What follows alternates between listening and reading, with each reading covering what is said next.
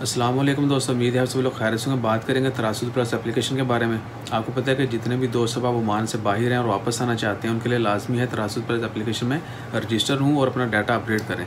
लेकिन पिछले 2-3 दिन से कुछ एरर आ रहा है कि रजिस्ट्रेशन के लिए सिर्फ ओमान का नंबर शो हो रहा है, बाकी ममालिक के लोग जो हैं, पाकिस्तान से किसी ने आना है, इंडिया बांग्लादेश से, तो अपने मुल्क का नंबर जो है वो नहीं ऐड कर सकते।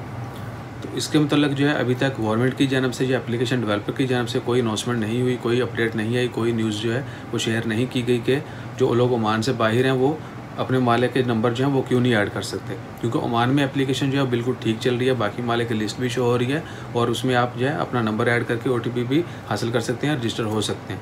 और ओमान से बाहर जो हैं उनके लिए क्यों ये ओमान से जो बाहर हैं उनके लिए बाकी मालिक की लिस्ट जो है वो क्यों नहीं शो हो रही, इसके मतलब हो सकता है एप्लीकेशन में कुछ मसला हो या गवर्नमेंट की जानब से कोई पाबंदी हो। तो जैसे ही कोई कंफर्मेशन आती है, कोई अपडेट आती है, immediately will share that also. अपना ख्याल रखें, दुआ में याद रखें। जज़ाकल्लाह, अल्लाह हाफिज़।